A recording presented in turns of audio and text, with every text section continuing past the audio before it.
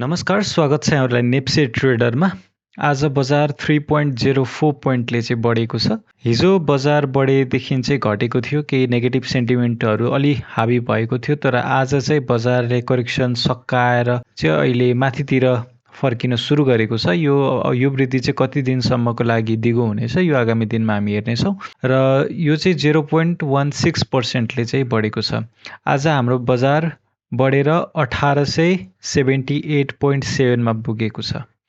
आजको दिनमा हेर्छौँ भने 128 वटा कम्पनीहरूको मूल्य बढेको छ। 97 वटा कम्पनीको मूल्य आज पनि घटेको छ र 14 वटा कम्पनीहरूको मूल्यको प्राइस चाहिँ जस्ताको त्यस्तै रहेको छ। टप गेनरको कुरा गर्छौँ भने पिएल यो चाहिँ 7.82% को वृद्धि छ। त्यसै गरी एमएचएल 5.89%ले बढेको छ। त्यस्तै एसएमएचएल 5.26%ले बढेको छ। इएनएल 4.5%ले बढेको छ। सिएचएल 4.48%ले बढेको छ।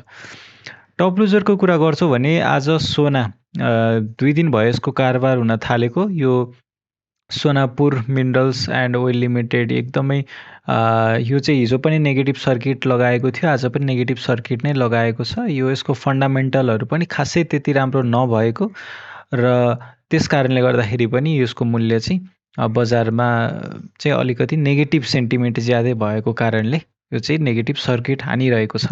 तपाईँहरूसँग छ भने अब बेच्ने मौका पाएको बेला बेचिदिँदा पनि हुन्छ, अथवा 100 रुपियाँमा किनेको त हो, ठिकै छ। अलिकति भए पनि धेरै टाइमसम्म घाटो हुनुभन्दा सेल गरेर एक्जिट गर्दा पनि राम्रै हुने चाहिँ देखिन्छ। फेरि यस्तो कम्पनीहरू चाहिँ कस्तो हुन्छ भन्दाखेरि एकदमै ऱ्यापिडली घट्नेहरू फेरि उत्तिकै ऱ्यापिडली बढ्दिन पनि सक्छ क्या। यो चाहिँ केही चहलखेल गर्नेहरूले बढाइदिन सक्छन्।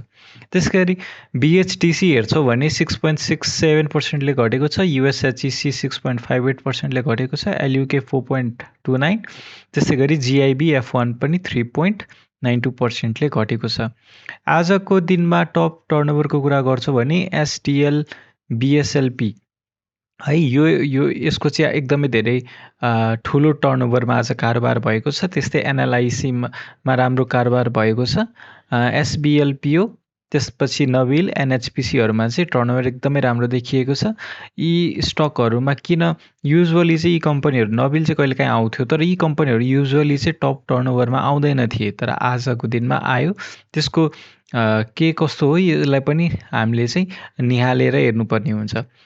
टप भोल्युममा हेर्छौँ भने एसबिएलपिओ, एनआइसिएफसी, एनएचपिसी, एसडिएल बिएसएलपी, त्यस्तै गरी पिआरएसएफ, यी कम्पनीहरूको भोल्युम एकदमै राम्रो आएको छ। ट्रान्जेक्सन वाइज हेर्छौँ भने सिएलआई, आरएनएलआई, एसएनएलआई, ह्याथी र आइएलआई, यी कम्पनीहरूको चाहिँ ट्रान्जेक्सन एकदमै धेरै भएको छ। सोना हेर्छौँ भने टप ट्रान्जेक्सनमा पनि छैन है, एकदमै थोरै बेच्न साथ यसले नेगेटिभ सर्किट लगाइहालेको छ। यसको पनि एकछिनमा हामीले फ्लोर चार्ट हेर्नेछौँ। ल अहिले नै हेरिहालौँ नि त। सो नेप्से फ्लोर चार्टमा जान्छौँ र कम्पनीको नाम हामी यदि सोना भनेर हाल्छौँ भने चाहिँ है, यो टोटल कतिवटा डाटा छ भनेर हेर्दाखेरि धेरै छैन क्या है। जम्मा 30,200 यति वटा ट्रान्जेक्सन भएको चाहिँ हामीले हेर्न सक्छौँ है। भनेपछि यो एकदमै सरी है, यो चाहिँ सोना अलिकति भएन, सोनापुर हाइड्रो। ल फिल्टर गरौँ, सरी। ल अब हेरौँ। अब हामी लास्ट पेजमा जान्छौँ भने जम्मी 211 वटा मात्र ट्रान्जेक्सन भएको छ है। भनेपछि यो मान्छेहरू एकदमै यसलाई फाल्नको लागि उत्सुक छन् भन्ने कुरा चाहिँ बुझिन्छ र सबैजना युजुअली 10-10 कित्तेहरू नै छन्। कोही अब म्युचुअल फन्डबाट होला हुन सक्छन्, अथवा कोटाबाट हुन सक्छन्। 30-30 किता पनि बेचिरहेका छन् है त। तर युजुअली हेर्छौँ भने सबै 10 कित्तेमा छ। यहाँ चाहिँ 40 रहेछ, अरू सबै 10 कित्तेहरू मात्रै छन् है। 50-30हरू पनि बेच्नेहरू छन्। यिनीहरूले गर्दाखेरि यो बेच्ने सिलसिला सुरु भएको हुनसक्छ है त। 100 किता बेच्नेहरू पनि थुप्रै छन् है। यिनीहरू चाहिँ म्युचुअल फन्डहरूले बेचेका हुन्, यी चाहिँ नर्मल लगानीकर्ताहरूले चाहिँ बेचेका होइनन् है त। अथवा यो चाहिँ लोकलहरू पनि हुनसक्छ है। तर एक्ज्याक्ट अब कसले बेच्यो त भन्न मिल्दैन, त्यही पनि हामीले एउटा अनुमान चाहिँ गर्न सक्छौँ। त्यसै गरी अब हामी कम्पनी वाइज सेक्टर वाइज हेर्छौँ भने ब्याङ्किङ इन्डेक्स 0.04%ले बढेको छ, डेभलपमेन्ट ब्याङ्क 0.74%ले बढेर गएको छ, फाइनेन्स 0.8%ले बढेको छ, होटल एन्ड टुरिज्म भने आज 0.42%ले घटेको छ, हाइड्रो पावर 0.21%ले बढेको छ, इन्भेस्टमेन्ट 0.39%ले बढेको छ, लाइफ इन्सुरेन्स 0.13%ले बढेको छ भने म्यानुफ्याक्चरिङ एन्ड प्रोसेसिङ 0.8%ले घटेको छ, माइक्रो फाइनेन्स 0.08%ले बढेको छ, म्युचुअल फन्ड 0.46%ले घटेको छ, नन लाइफ 0.86%ले बढेको छ भने अदर इन्डेक्स 0.13 र ट्रेडिङ इन्डेक्स 0.81%ले बढेको छ।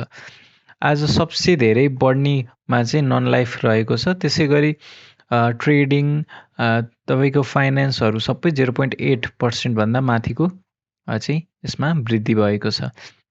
घट्नेमा चाहिँ सबसे धेरै घट्ने चाहिँ म्यानुफ्याक्चरिङ एन्ड प्रोसेसिङ हो, त्यसपछि होटल एन्ड टुरिज्म र म्युचुअल फन्ड चाहिँ घटेको छ है त।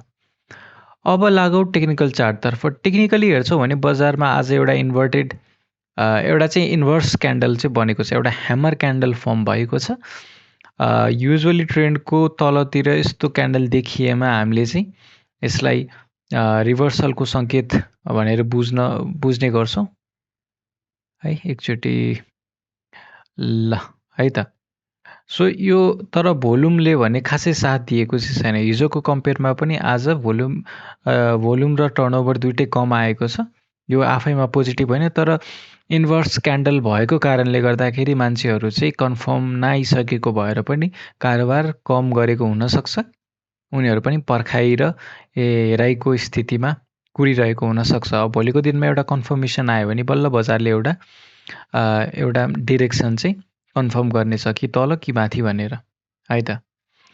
तर हामीले 1800 बिन्दु मल्टिपल टाइम्स यहाँबाट बजार माथि गएको हेरिसकेका छौँ र एउटा स्ट्रङ सपोर्ट पनि छ यो लेभलमा 1850 तिर। 1850 तिर चाहिँ एउटा राम्रो सपोर्ट छ। आजको दिन पनि बजार यहाँ 50 को हाराहारी चाहिँ पुगेको थियो। अब आगामी दिन यहाँबाट बढ्न सुरु गर्यो भने चाहिँ एउटा यो रिभर्सल क्यान्डल चाहिँ भ्यालिड भयो भनेर बुझ्नेछौँ। तर यदि भोलि यही क्यान्डललाई ब्रेकआउट दिन सकेन र तलतिर गयो भने चाहिँ फेरि बजार फेरि 1840 देखि 1850 सम्मको पोइन्टलाई चाहिँ फेरि रिटेस्ट गर्न आउन सक्छ भनेर बुझ्न सक्छौँ। त्यसपछिको एनालिसिस हामी फर्दर त्यही अनुसार गर्नेछौँ र एकचोटि टेक्निकल इन्डिकेटरहरू पनि लगाएर हेरौँ। पहिलो नम्बरमा एमएसिडी लगाएर हेर्छौँ। एमएसिडी लगाएर हेर्दाखेरि अहिले जुन सेल्स सिग्नल छ त्यो स्टिल भ्यालिड नै छ। बाइ सिग्नल आउनको लागि बजारले यहाँ पनि एउटा कन्फर्म दिनुपर्ने हुन्छ र बजार माथि बढ्नुपर्ने हुन्छ र केही भोल्युमको साथ भयो भने चाहिँ बल्ल एमएसिडीले भोलि अथवा पर्सि चाहिँ बाइ सिग्नल जेनेरेट गर्नेछ। त्यसै गरी बोलिङ्गर ब्यान्ड लगाएर हेर्छौँ भने चाहिँ के कस्तो देखियो त। बोलिङ्गर ब्यान्ड अनुसार पनि हेर्छौँ भने यसको लोवर ब्यान्डलाई घचेर्दै बजार झरेको जुन एउटा करेक्सन थियो त्यसलाई चाहिँ बजारले सकाइसकेको छ बोलिङ्गर ब्यान्ड अनुसार हेर्दाखेरि। तर अबको नेक्स्ट टार्गेट भनेको तल झऱ्यो भने चाहिँ 1826सम्म आउने देखिन्छ र यसको पहिलो रेजिस्टेन्स यसको मिडल पोइन्ट जुन चाहिँ 1930 तिर चाहिँ देखिन्छ है। बोलिङ्गर ब्यान्ड अनुसार पनि अहिलेलाई चाहिँ यो फराकिलो भएको छ। यो नखम्चिएसम्म चाहिँ बजारमा